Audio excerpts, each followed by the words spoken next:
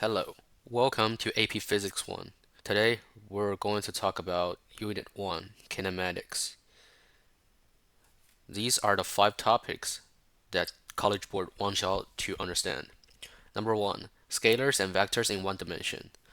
2, displacement, velocity, and acceleration. 3, representing motion.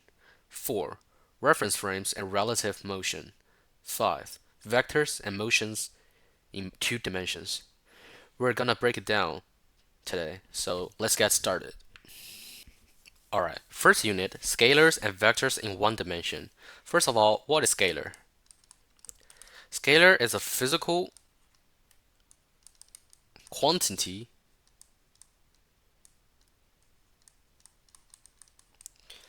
that only has magnitude. If you don't know what magnitude means, it's basically just size. Like how big it is, how much is it, how many is it, and some no by the way, the scalar has no direction. That's very important. You have to remember this. No direction for scalar. Some real life examples are like temperature, how we just use capitalized T in Celsius or Fahrenheit or in Kelvin. Mass in kilograms or uh or time. Yeah, time in seconds. These all of them have no directions, right? And next, let's talk about vectors. Vector. Is also a physical quantity, but it has both vectors, it has both directions and magnitudes. That has both magnitude and directions. Oh, this I write this wrong. It's supposed to be that. My bad. Okay, so vector, a very simple way, or like the most common way to represent a vector is a straight line plus an arrow. You can point that way, you can point that way, you can point that way, you can point that way. It depends. Some real life examples are like velocity in meters per second or displacement. Displacement in meters. For velocity, when you're describing the velocity of an object, you can say an object like a car is is a nah, moving towards west with a speed of like 20 meters per second. As you can see, there's actually directions for velocity, so it is a vector. For displacement, you can say it's still an object moving from position A to position B. The displacement is from its starting position, which is A, to B. As you can see, this is also an arrow. This is also an arrow. So the displacement is also a vector. And let's do a quick summary. The scalars and vectors are basically just determine if a physical quantity have directions. That's it. All right, the second topic, displacement, velocity, and acceleration. This topic is very, very important. It is as important as the trunk of a tree. So in this topic, you have to clarify or know the difference of displacement and distance. Also, velocity and speed. So what is displacement? The displacement is only determined by its starting position and its ending position. However, for distance is the path, the object, the total path actually. Yes, it's a total path. The object covered.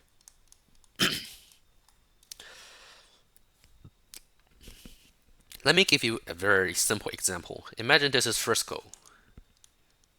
This is Plano. Yep. My mom is in a hurry, so she wanna reach Plano as fast as she could. So she's decided to go to Plano in a straight line. This is not straight, but it's basically a straight line, right? Because the shortest distance between 2 points is a straight line. This straight line is the displacement. Displacement. But if my mom think like this, oh, I'm hungry. I suppose she stop in a random store like KFC. Yeah, just use KFC between Frisco and Plano. So my path's supposed to go like this: from Frisco to a KFC and then from KFC to Plano. The displacement is still from Frisco to Plano, this straight line. The displacement is still this straight line. However, your distance is no longer the straight line as the first situation. Your distance is this part of the path. I would just use x1 plus this part of the road. I would just use x2. For the first situation, if you just want to arrive at Plano as fast as you want, you just go from Frisco to Plano in a straight line. So you're in the first situation, I'll just use S1. Your displacement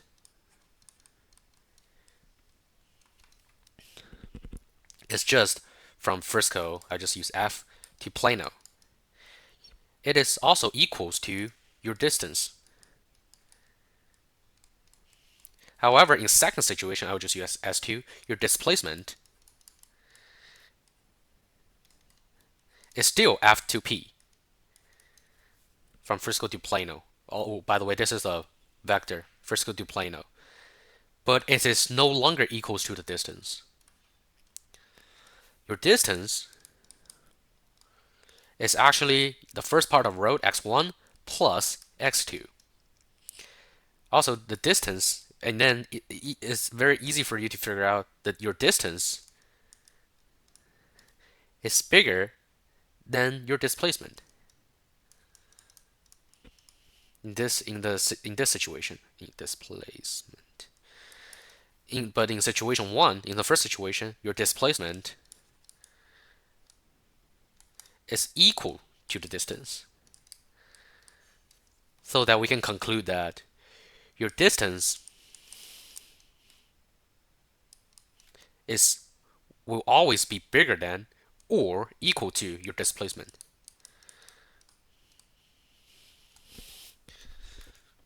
Alright, now let's talk about velocity and speed. Both of them represent how fast an object travels in a period of time. However, velocity is a vector, speed is a scalar. The simple formula for velocity is displacement. I would just use x over time. For speed, it's the distance it travels over time. Let me give you an example in a very easy way. This is Frisco. This is Plano. You decide to travel from Frisco to Plano in a pathway like this. Oh, how fun. Your speed is the distance it travels. The distance is just this crap. Over the time you took to travel from Frisco to Plano in this, in this crap, in this pathway. So your speed is just your distance over this t. Your velocity, the velocity is equal to x over t. The t is still this t because you use this amount of time. Your t is still this t, because this is the amount of time you took to travel from Frisco to Plano. However, the formula for velocity is displacement over time. Your displacement is still the straight line between Frisco to Plano. This part, the straight line.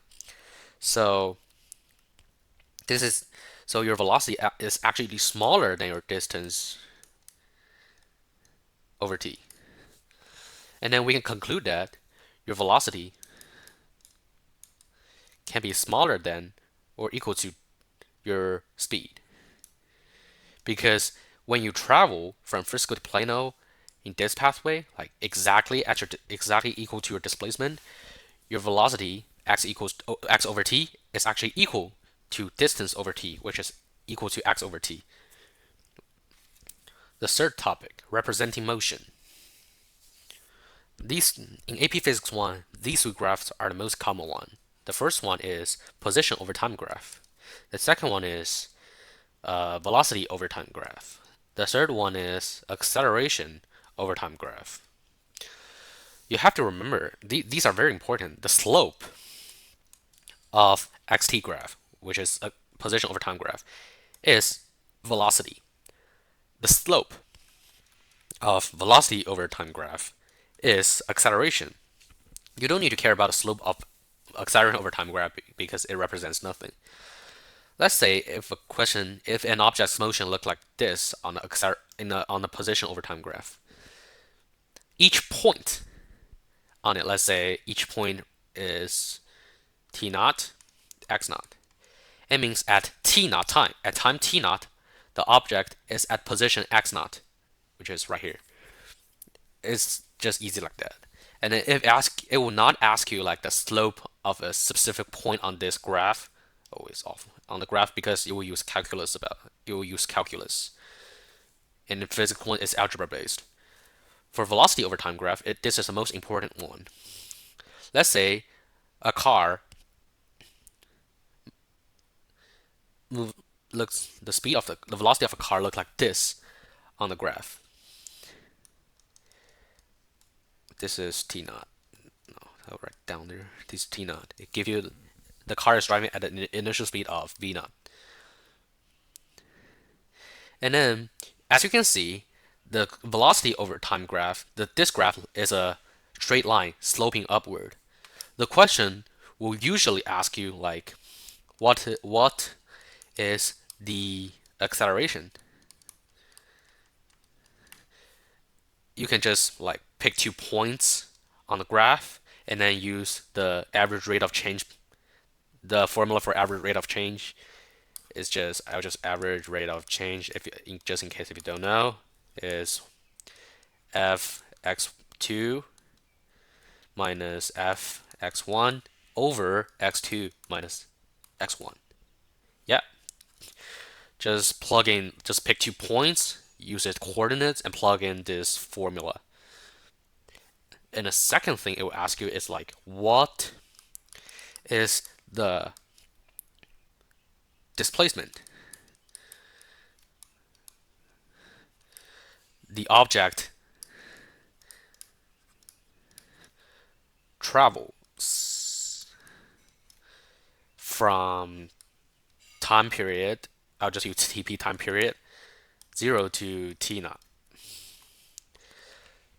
Let me put this apart first. Let me delete this first.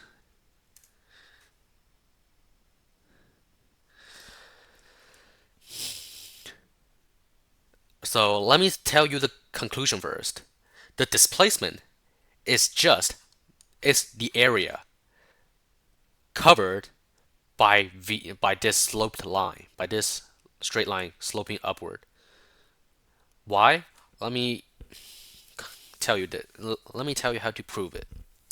All right. So how do you calculate the formula for a trapezoid? How do you calculate the formula area for a trapezoid? This is, let's say this is A, this is B, these are 90 degrees. This is H. So the formula for it is A plus B times H over 2. Let's use it in this graph. Let's use that formula in this graph. So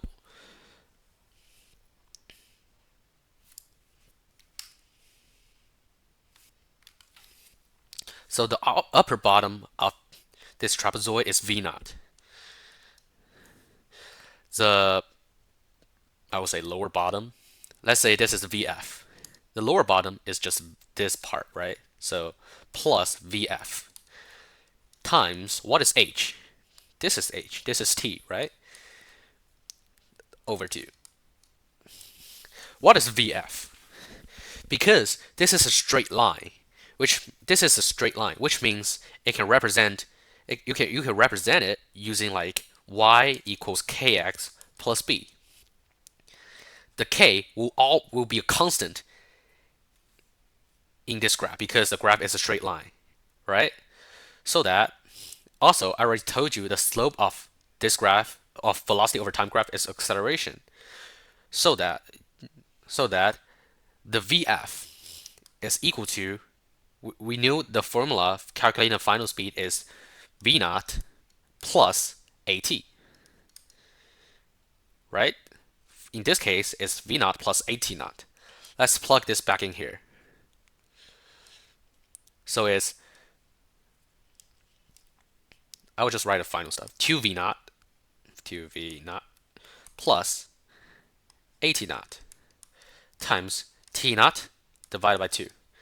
So after you simplify it, you will get V naught times T naught plus half A T naught squared equal to displacement.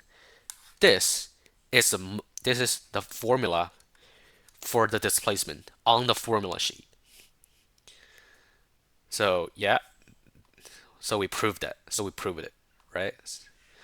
So the third graph you need to know is acceleration over time graph. Well, this is not that important because in AP Physics 1, the acceleration is usually constant. So this is like a amount, like specific amount, like this is a line you can represent like y equals k. K is a constant. Constant. Yeah. I think I spelled it right. All right. There you go. So these are the three graphs: position over time graph, velocity over time graph, and acceleration time graph. These three graphs are the graphs you used for representing motions. Topic number 4, reference frames and relative motion. A reference frame is a point of view or coordinate system from which you can observe and measure motion. Let me give you an example. This is a bus. This is an ugly bus, and you stand inside of it. You want to go down, you want to drop off from the bus, so you're moving towards the door with a constant speed of v equals 1 meters per second, and the bus is still moving with a constant speed of moving forward with a constant speed of like 10 meters per second. The reference frame is, so let's talk about this. If the bus is the reference frame, what is your speed? Your speed is just 1 meters per second because the bus is moving. You are also moving with the speed of the bus, but you're also moving forward with the speed of 1 meters per second, which means your speed is 1 meter per second if the bus is the reference frame. And now the second situation is, what is your speed if the ground is the reference frame? Reference frame. F-R-A-M-E. Yeah. So now you're moving with first of all, you're moving with the bus. With a speed of v equals 10 meters per second. The second, you're moving yourself with and actual speed of v equals 1 meters per second. So your speed, your actual speed, so your actual speed is 10 plus 1 equals 11 meters per second if the ground is a reference frame. This is a very simple example. Now let's talk about relative motion. Let me just give you an example. On a very straight like highway, this is car A. This is car B. The car B is moving forward with a velocity of 40 meters per second. The car A is moving forward v equals 30 meters per second. It's asking you what is A's motion relative to B. The answer is A is moving backwards relative to the B. So imagine this: you're sitting in your mom's car, or you're driving on your sitting in your mom's car, or you're on a highway. There are some cars beside you that are slower than your car. You can see it's going backwards, not forwards, not to the left, not to the right. So you can just understand like that.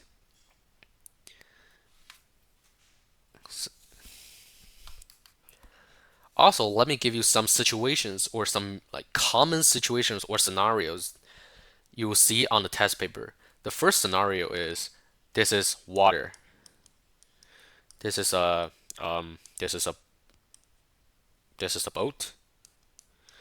The boat will move 20 meters per no, will move like 5 meters per second. Like if the water is not flowing, the water is moving with another speed like v equals 2 meters per second. So the speed for the boat is 2 plus 5 equals 7 meters per second. However, if the water is moving backward, is like v equals negative 2 meters per second, the speed, the velocity of the boat will be 5 minus 2 equals 3 meters per second. This is the first scenario. The second scenario is like human in a train. This is a train, or a human on a vehicle. Is so ugly. There's a human. The train is moving forward with a velocity of 40 meters per second. The human is moving forward with a speed of 1 meters per second. Ask you what is the velocity of the human relative to the ground. So the speed is 1 plus 40 is 41 meters per second. All right, that's it. All right, the last topic: vectors and motions in 2D world. The 2D world is like a plane, so it actually has the angle. This topic is basically just moving with angle. So for example, let me give you an example. A car this is a ball is moving upward with a constant speed of no, with an initial speed of 30 meters per second.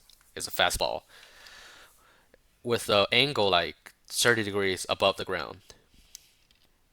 What? Let me ask you, what is the vertical components of the ball, and what is the horizontal components of the ball? In this topic, resolve a vector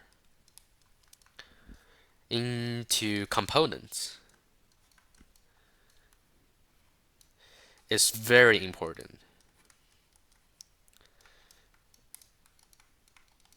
Let me use 3 stars.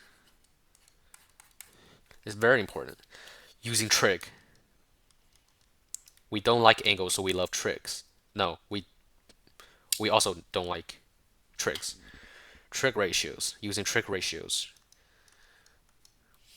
So for this one, the vertical component is just v naught times sine 30 degrees. It's 15 meters per second. For horizontally, it's v naught times cosine 30 degrees. It is 15 times square root of 3. meters per second. Or it can ask you in the opposite way, like this. If an object is moving with an x component of 10 meters per second, no, with 9 meters per second, and has a move with a horizontal component of 12 meters per second, what is the speed? What is the velocity of the object? The first thing we need to do is the sum of vector.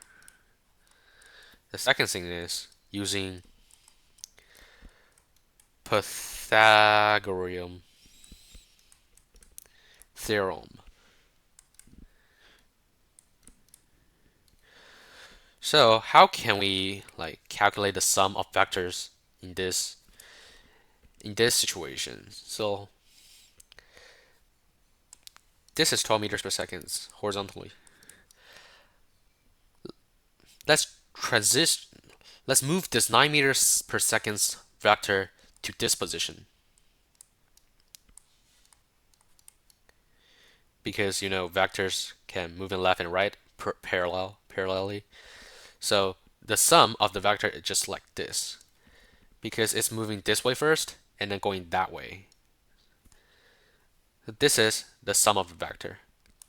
This is perpendicular. So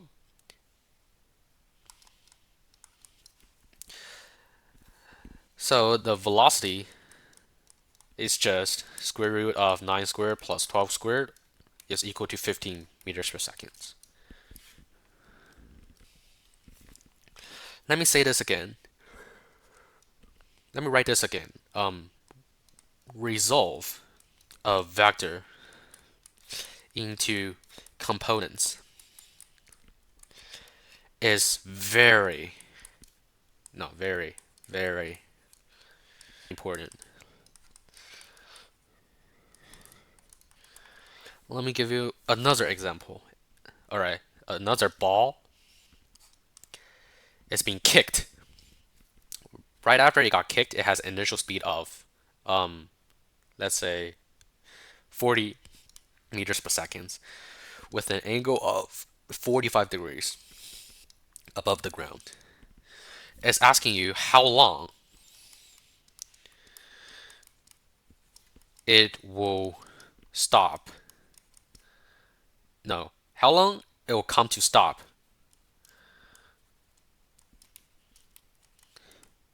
Vertically.